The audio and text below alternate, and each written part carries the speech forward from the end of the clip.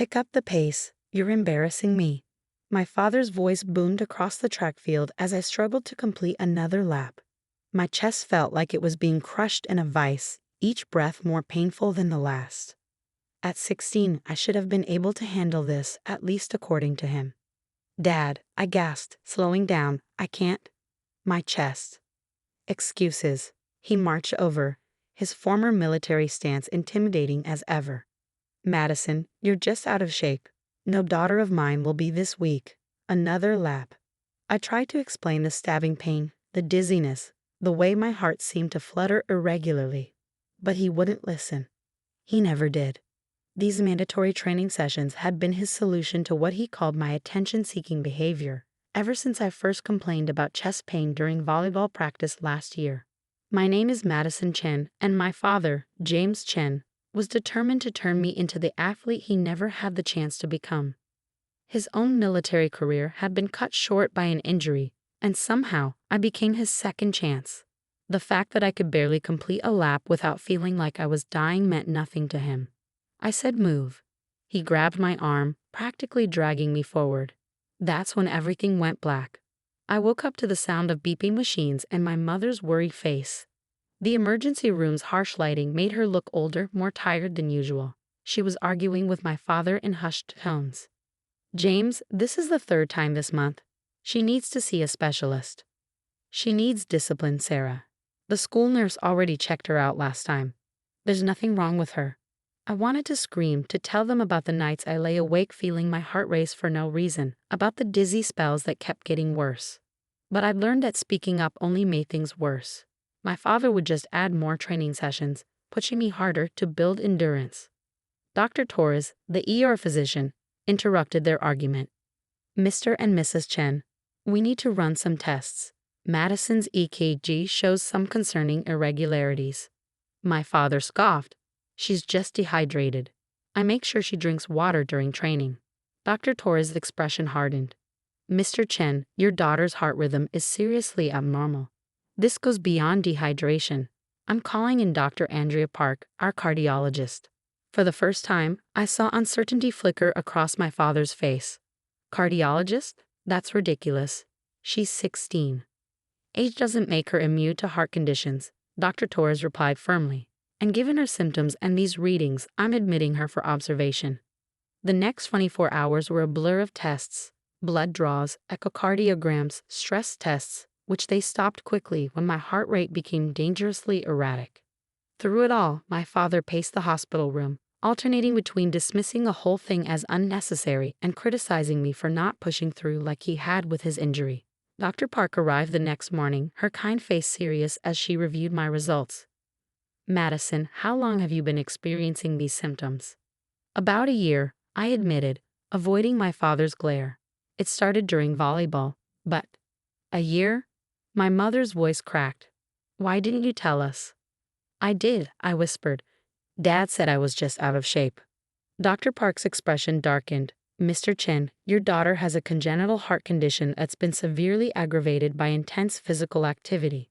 These training sessions you've been conducting, they could have killed her. The color drained from my father's face. That's impossible. She was fine until last year. She wasn't fine, Dr. Park interrupted, pulling up my test results on her tablet. This condition has been present since birth, and given the genetic nature of it, one of her parents would have to be a carrier. The room went silent. My mother turned to my father, realization dawning on her face. James, is there something you haven't told us? His military posture crumbled as he sank into the chair beside my bed. For the first time in my life, I saw fear in my father's eyes. My brother, he whispered. He had the same symptoms. We were training for military enrollment together. He collapsed during a run, but I left him behind. Told him he was weak. He died 2 days later. Dr. Park nodded grimly. This condition runs in families, Mr. Chen. Your brother's death wasn't from weakness. And your daughter isn't weak either. She's been fighting for her life while you pushed her beyond her limits. The monitor beside my bed beeped steadily, marking the seconds of heavy silence that followed. My father's face had gone from pale to ashen, the weight of his actions finally sinking in. Madison, he started, his voice breaking, but Dr. Park wasn't finished. "We're transferring her to the cardiac unit," she announced. "And Mr. Chen, I'm documenting everything. These training sessions end now." As they wheeled me out of the room, I caught one last glimpse of my father. The man who had always stood so tall, so certain of his authority, looked completely shattered. But for the first time in years, I could breathe a little easier, knowing that the truth was finally coming out. What I didn't know then was that Dr. Park's report would uncover much more than just my heart condition. My father's carefully constructed world was about to crumble, and my life was going to change in ways none of us could have predicted. The cardiac unit was different from the regular hospital rooms. Everything was monitored, every slight change in my heart rhythm noted and recorded. Dr. Park had started me on medication to help regulate my heartbeat, but the real treatment would be more complicated. "Your condition requires specialized care," she explained during morning rounds, her voice firm as my father tried to interrupt. "We're looking at possible surgical intervention, but first, we need to understand the full scope of the damage." The damage, not just to my heart, but to my life. Years of forced training, of being called weak and lazy, of pushing through pain that should have been a warning sign. The psychological evaluation Dr. Park ordered revealed what she called significant emotional trauma. My mother barely left my side, her guilt evident in every worried glance. "I should have done something sooner," she whispered one evening, thinking I was asleep. "I knew something was wrong, but your father was so insistent." The real breakthrough came 3 days into my hospital stay. Dr. Park arrived with a thick file and a grim expression. "I've obtained your uncle's medical records," she announced, looking directly at my father. The same condition, the same symptoms, and the same dismissal of warning signs. But there's more. My father, who had been unusually quiet since his confession, looked up sharply. "More?" "Your military medical records," Dr. Park continued. "You were diagnosed with a mild form of the same condition during your service. You knew you were a carrier. You knew the risks." The silence in the room was deafening. My mother stood up so quickly her chair scraped against the floor. "You knew?" Her voice trembled with rage. "All this time, you knew this could happen to our daughter." "I thought I could make her stronger." My father's voice was barely audible. "If I could overcome it, push through it." "You didn't overcome anything," Dr. Park cut in. "You were medically discharged because of your heart condition. It's right here in your records. You've been lying about that injury story for years." I watched as my father's carefully constructed facade crumbled completely. Every story he told about his military career, every time he pushed me to be stronger, it was all based on lies. "The mandatory training sessions stop immediately," Dr. Park declared. "I'm reporting this as medical neglect. Child services will be involved." My father stood up, his military bearing failing him. "You can't. I'm her father." A father who knowingly endangered his child's life. Dr. Park's voice was ice. "Madison could have died, just like your brother. Does that mean nothing to you?" He left the room without another word. My mother stayed, holding my hand as Dr. Park explained the treatment plan. Surgery would be necessary to repair some of the damage, followed by months of careful rehabilitation. The next few days brought more changes. Child Services interviewed me, their questions gentle but probing. "How long have the training sessions been going on? Did I ever tell anyone about my symptoms? Did my father force me to continue even when I was in pain?"